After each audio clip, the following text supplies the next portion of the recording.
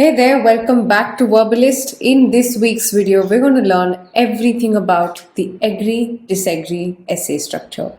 So if you haven't subscribed to our channel yet, make sure you do that right now so that you receive an alert when we go live in the next time. So you know that the writing section contains two tasks. There's a shorter task called task 1 and a longer task called task 2. The total test time is 60 minutes and you are evaluated based on 4 parameters called task achievement, coherence and cohesion, lexical resource, grammatical range and accuracy. Now, task achievement is your ability to understand the requirements of the question and detail them with good supporting ideas. Coherence and cohesion is more about paragraphing, arranging sentences and ideas in an organized way.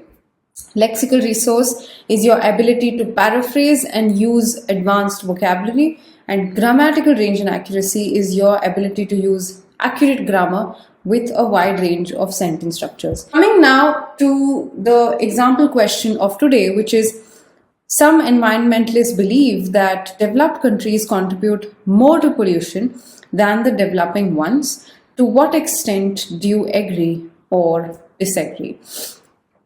Here, what is the question asking us to do? That some people believe that developed countries cause more pollution than the developing ones.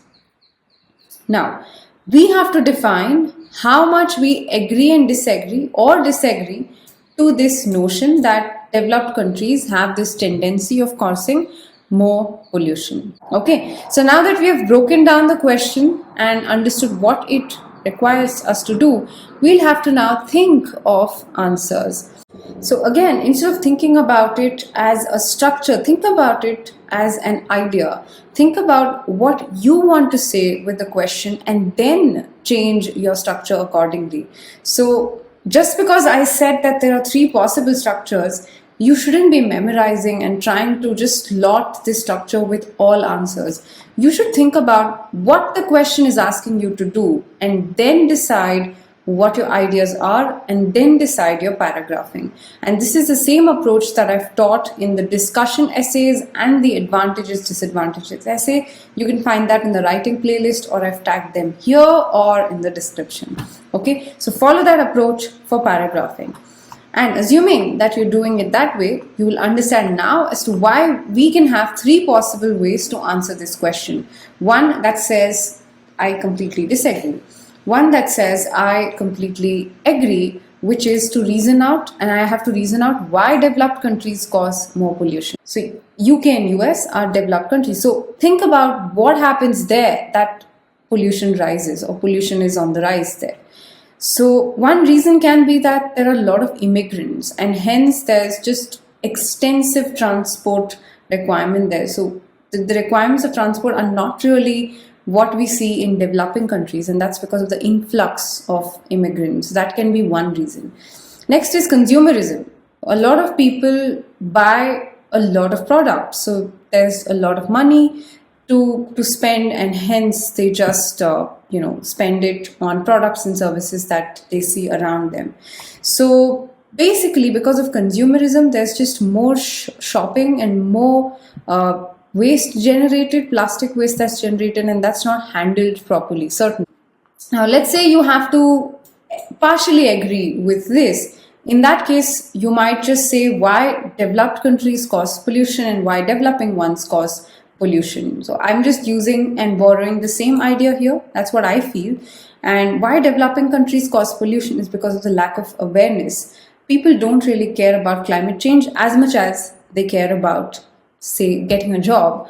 So my answer is that I disagree with this notion. And what should I be doing based on the questions, based on the scoring criteria? I should be discussing why I disagree. So one is to actually sit and brainstorm and introspect about what you've experienced and seen, and 2 is actually about developing that knowledge. So if you struggle to develop such ideas, then it just means that your knowledge is limited. So just try to enhance it by reading and listening to a lot of news.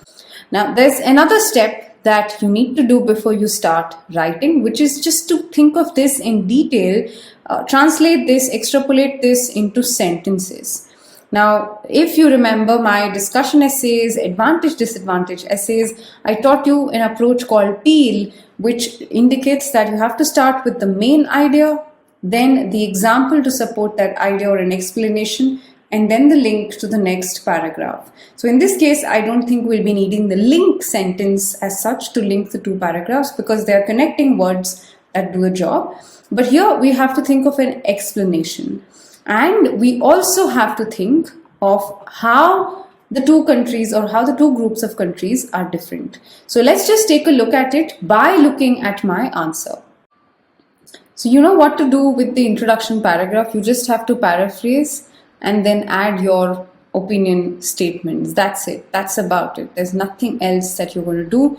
No other statement apart from this. Now, beyond this, I'm going to tell you about how I detailed my answers, right? So remember I said that the first sentence is always the main idea. So I'm trying to reason out why developed countries have less pollution. So one major reason is that this is my way of establishing a connection. If you can see this, one major reason, this is my way of establishing a connection with the next one. Reason is that they have state-of-the-art technologies to reduce and recycle waste. Now, following sentences should be about how this happens. If I can think of examples, I should be able to write that here. So in this case, I'm trying to say that it's all about how they recycle solid waste into other products and how liquid effluents generated out of homes and factories are always reused for miscellaneous purposes. But I also have to do one more thing. I have to explain this further with what happens in a developing country, because that's what the question is. It's making a comparison between the developed and the developing ones. So I got to say what happens in the developing countries. So I have to say that, I'm going to say that these are unknown to pollution control boards in the poorer nations or are just unaffordable. Moving ahead, body paragraph 2 is also going to follow a similar pattern. Here, I'm going to talk about the reason in the first paragraph and then reason it out with examples. So with emission norms basically and waste disposal rules, energy generation and everything, this just enables them to emit lower amount of pollutants and again make a comparison with poorer nations. So this is how I write my body paragraphs.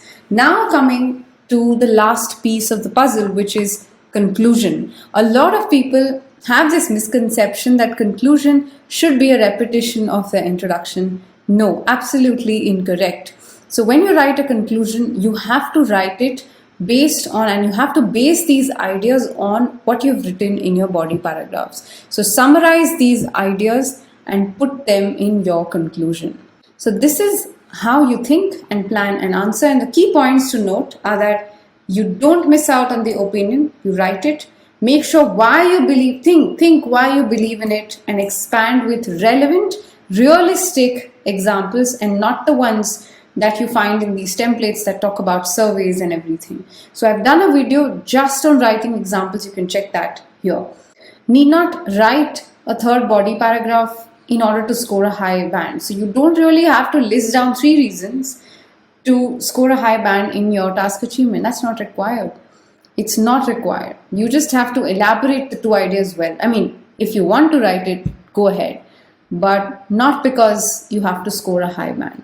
And also, you have to include a comparison because the question suggests that there's a comparison. That's what the question is suggesting you, and hence you need to do it. So I hope you found the lesson useful, and if you're looking for specific help on your writing answers, do reach out to us through this admissions form that's there in the description of this video, or simply text us on WhatsApp and we'll help you with information on all our coaching programs. So we have evaluation packages as low as 300 rupees per mock test to full-fledged coaching programs at about 5,500.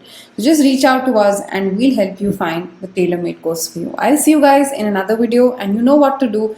Make sure you're practicing and you're consistent with your language improvement and also IELTS preparation. Bye-bye then. Have a great day.